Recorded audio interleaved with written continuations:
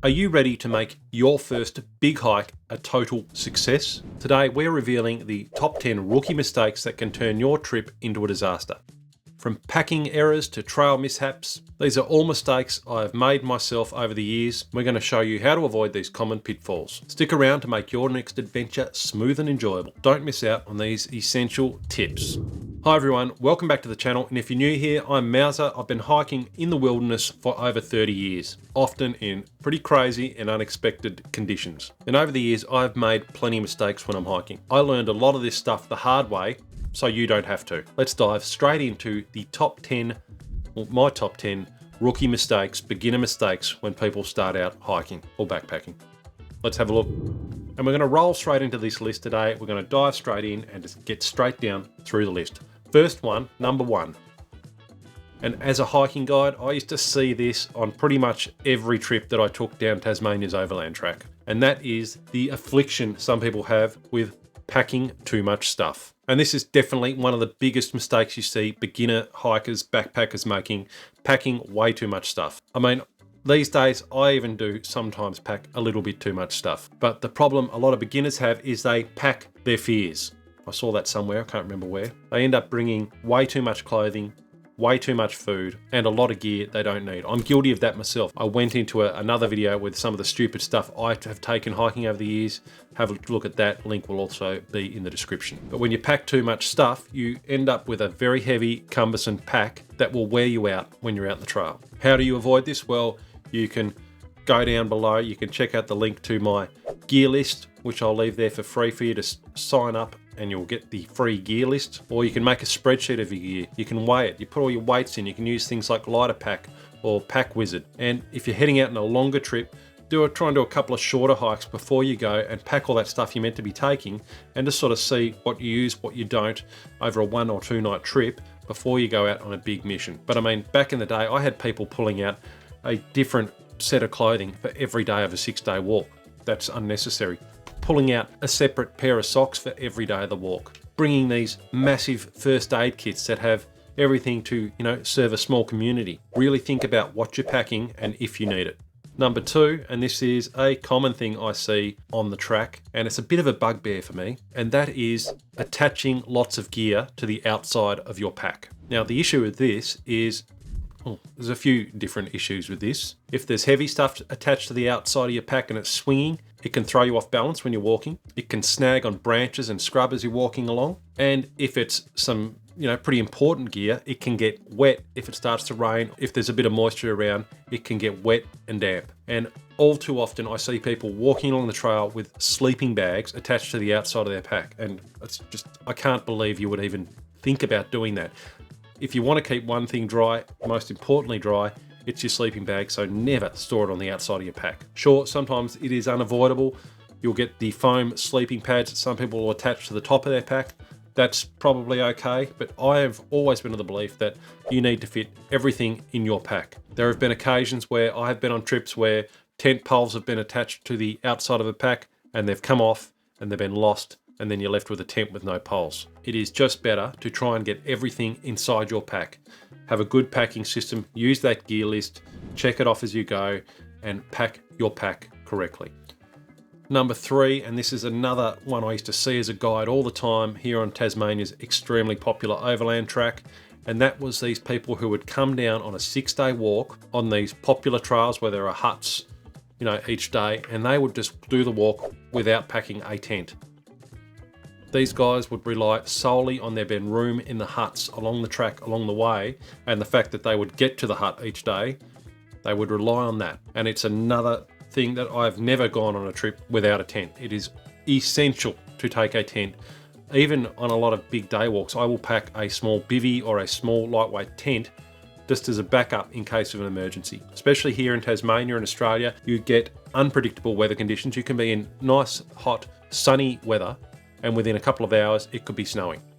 If you got an injury, if something happened along the way and you couldn't get to the hut, or if you get to the hut and there's just teeming with people and you can't fit in, then it's often a better option to use a tent. And if you get into a bit of trouble, you've got a tent you can set up and you can bunker down. But I honestly can't understand why you would go out on a 6-day walk without the comfort of having a tent.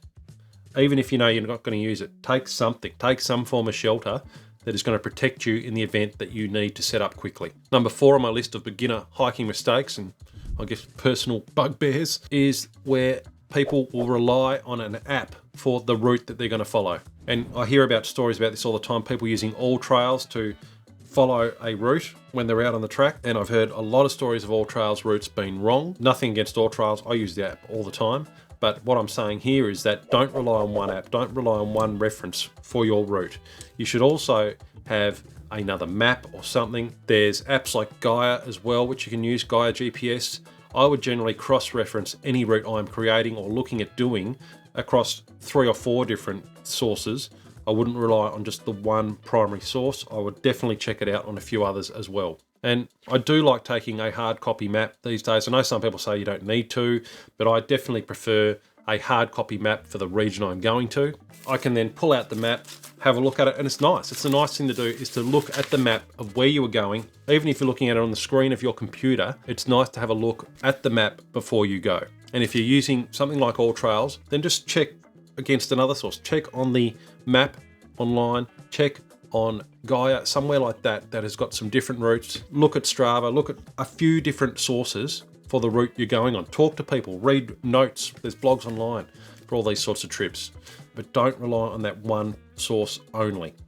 Cross-reference. And the other issue with relying on a thing like AllTrails, if you don't have the downloaded offline maps, if you go out of phone range, out of reception, then all of a sudden you may not have the route on your phone anymore, so you need to pre-plan for stuff like that as well. Number 5, a common thing I see often, or I've seen often over the years as well, is people heading out to the trail for a 4 or 5 day walk, and they haven't done much hiking, and they take a poorly fitting pack. And a bad fitting pack can really ruin your hike. Now, I understand that, like myself back in the day, I had to borrow packs off people because I couldn't afford one. But if you're borrowing one, try and find one that is your size and then adjust it. A lot of these packs, the older style especially, are adjustable. They can adjust the sizings on the back. I remember one walk a few years ago, I had a friend with me and he came out on the track, and on day 2 I had a look at him and said, "You all right?" And he's like, "My back is really sore. It's really hurting. I don't know what's wrong." And I stopped to have a look. I should have done it on the first day, but I had a look at the pack, and he had it sort of set for a small person. He was a tall guy, and he hadn't adjusted the adjusters on the back of the pack to fit his size back, and it was sort of crumpling his spine. So make sure you go through a process to get the pack to the right size for you before you head out on the trip. If you're borrowing it off someone, get them to help you adjust it. If you've got an experienced person, then get them to help you adjust the pack to fit your size, because it will absolutely ruin your trip if you've got a wrong, ill-fitting pack. And on that note, make sure you use all the straps to adjust the load and get the weight comfy and right on your hips, and it will make a huge difference. Number 6, and this is one I am guilty of myself, and that is overestimating your ability. And this isn't so much for beginners either. This is for hikers in any realm. I'm very conscious of this these days when I'm planning a big trip. We're often going out for 10 days and determining where we're going to be each day. And when you plan to camp at campsites that are ridiculously far apart, you can potentially lead to sort of dangerous situations where you haven't planned it out well and you're trying to push on. It can exhaust you, and it can even lead to a sort of dangerous situation if you've got nowhere else to camp. So know your ability, have backup options. If we're not getting to this point on this day, we need to get to this point. While you're out in the trail, you're sort of assessing each day where you're at. On this most recent walk we did for 9 days, we had to change plans while we're on the trail due to weather, due to conditions. But overall, we were fine on that walk. We had a great time. We didn't get exhausted because we adjusted our plans as needed. We had lots of backup options that we had planned before we went. If we'd overestimated our ability and planned to get some ridiculous distances, we definitely would have been walking for sort of 16 hours a day instead of 8 to 10, and that would have led to complete exhaustion, and we probably would have had to take big rest days, that sort of thing. And on that note, number 7 is another thing that has happened in the past and I've seen happen to other walkers, and that is not eating or drinking enough. Now, this is certainly very easy to do. Often when you're walking for days on end and you're doing big days, it becomes hard to sort of force yourself to eat enough food. It's very easy when you're heading out on the trail to skip breakfast and think, I'll have a snack later, but I always force myself to have a small breakfast at least before I head out on the trail. I also make sure even on those awful days that I stop, or I have regular sort of bars in my pockets, snacks in my pockets that I can munch on while I'm walking. So I'm just keeping the energy up. And then at the end of the day, you can often feel like not eating. And if I've got a friend on a trip, where we're doing a big trip and they're exhausted, I will help them cook their dinner and just get that into them. I'll get a hot drink into them where I can see they might be struggling a bit. You've got to do that. You've got to keep the fluids and the food up. And with water, I will be making sure I stay hydrated. I'll be trying to give myself an allocation of water to drink for the day and ensuring that I am putting that water down. And that's why I prefer to carry a water bladder with a hose, so I can constantly be sipping on it, or having a bottle here in your front pockets or on your belt.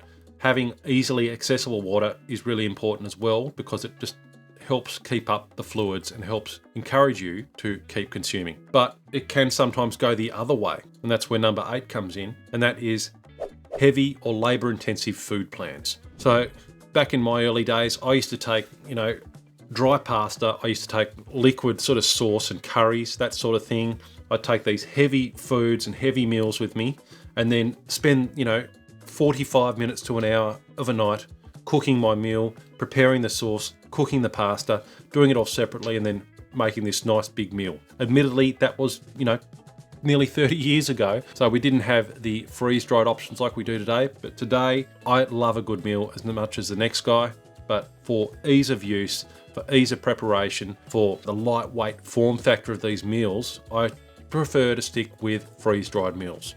With these, I can just pour the hot water into them, seal the top of the sachet, and wait 15 minutes, and then I have a nice hearty meal prepared. It's really easy to do, and these days it is rare that I'll take out a gourmet extravaganza meal with me on a trip, unless I'm just going for a relaxing walk and I'm staying in the one spot for a few days. So if you're planning on doing a bit of this stuff, opt for lightweight, simple meals like dehydrated or freeze-dried foods. They save weight and time. Number 9 on the list, and it is another bugbear of mine, I go on about it a bit, but that is wearing cotton. Now, like I've said before, cotton can retain an awful amount of moisture. If you get it wet, it's just going to keep absorbing and absorbing, and it's not going to dry out. And if it's cold, this can chill the body and lead to hypothermia. You need to be using synthetic or wool clothing, stuff that's going to wick the moisture away. Cotton has no place on the trail. You're definitely not wearing jeans or cotton t-shirts, anything like that. That has no place when you're going hiking. And I've gone into all of this before on my layering video. Check the link out to that below, but just avoid cotton at all costs. And finally, number 10 is the other little mistake I see people making, and that is people who do not test new gear before heading out on a trip. All too often I've seen people with a new tent or a new stove, and they're trying to set it up, get it working, and they just don't know what they're doing.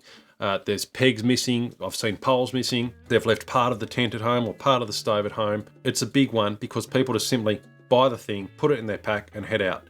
You really should be testing the gear out before you go. Do it at home, set it up in the backyard, try it out at home first. Practice setting your tent up, practice using your stove, practice your water filtering at home. That way you're going to avoid any potential surprises when you're out in the wilderness. It really is important you test your gear before you head out on a trip. And even the gear that I do own, I will often, if I haven't used it for a while, I will set it up before I go out on a trip to make sure it's all still functional and all still working. So there you go, that's your top 10. If you like this video, please like, please subscribe, please sign up to the newsletter right there. And in the meantime, you can go and check out this video where I go into a few other bits and pieces and some tips to make your next hike enjoyable. Till then, see you next time.